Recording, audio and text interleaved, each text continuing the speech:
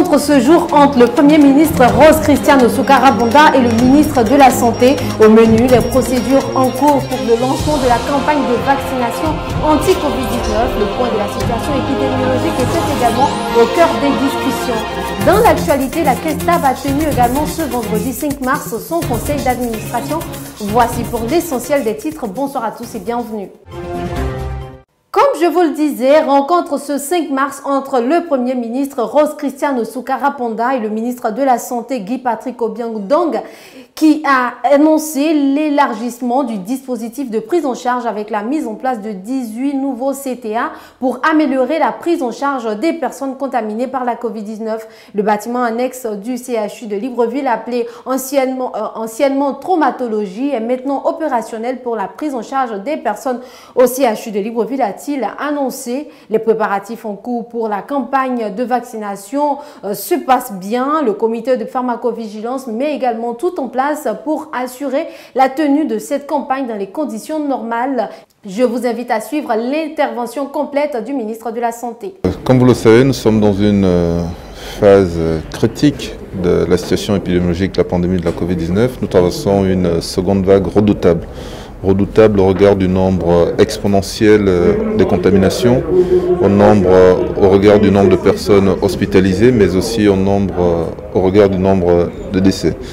Donc, à partir de cet instant, le Premier ministre a décidé d'organiser des réunions de COPIL de manière hebdomadaire afin de s'imprégner de l'évolution de la situation et que chaque secteur d'activité puisse faire le point sur un certain nombre de mesures qui ont été prises. Donc tous les sectoriels ont pu faire le point à Madame le ministre. Au niveau sanitaire, nous lui avons dit que nous sommes toujours dans une phase haute de l'épidémie et que nous avons quand même une épidémie qui évolue un tout petit peu en dents de scie, avec parfois un nombre de contaminations élevé. Vous voyez, il y a 2 jours, nous étions à 405, alors que 2 jours avant cela, nous étions à 285, évolue un tout petit peu en dents de scie, et que nous avons élargi aujourd'hui le dispositif de prise en charge où nous avons pu mettre en place 18 nouveaux CTA pour améliorer la prise en charge des personnes contaminées par la Covid-19 et que le bâtiment annexe du CHUL, appelé ancienne traumatologie, est maintenant opérationnel pour pouvoir prendre en charge les personnes au niveau du CHU de Libreville. Donc nous avons également évoqué tous les préparatifs qui sont en cours par rapport à la prochaine campagne de vaccination sur la Covid-19. Le conseil d'administration de la KESTAB s'est tenu ce 5 mars. À l'ordre du jour, l'adoption du code d'éthique et de déontologie du conseil d'administration et l'adoption du code d'éthique et de déontologie de la KESTAB. L'examen de plusieurs points concernant la gestion sont également au menu de ce conseil d'administration. Nous y reviendrons plus largement dans nos prochaines éditions. La France veut contribuer à la consolidation de 6 écoles conventionnées. Le sujet était au centre d'une rencontre entre le Premier ministre et l'ambassadeur de France au Gabon, Philippe Authier. Plus de détails dans cet élément. La Première ministre Rose Christiane Soukarabonda a reçu en audience ce vendredi 5 mars 2021 l'ambassadeur de France au Gabon, Philippe Authier. Au cours de ces échanges, le diplomate a exprimé la volonté de son pays d'œuvrer à la consolidation déclinée en 2 volets des écoles publiques conventionnées. Il s'agit d'une part de la réhabilitation et d'autre part de la réforme de la gouvernance de ces établissements. Plutôt le ministre de l'Éducation nationale a bien voulu nous associer à sa réflexion sur la consolidation de ce réseau des écoles publiques conventionnées. Et nous sommes maintenant, comme on dit en rugby, en train de transformer l'essai.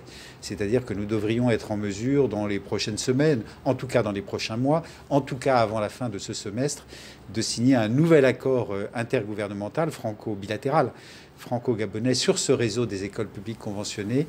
Cette consolidation concerne 6 écoles conventionnées réparties sur les villes de Libreville, Port-Gentil et Franceville, qui reçoivent à la fois des élèves gabonais et français.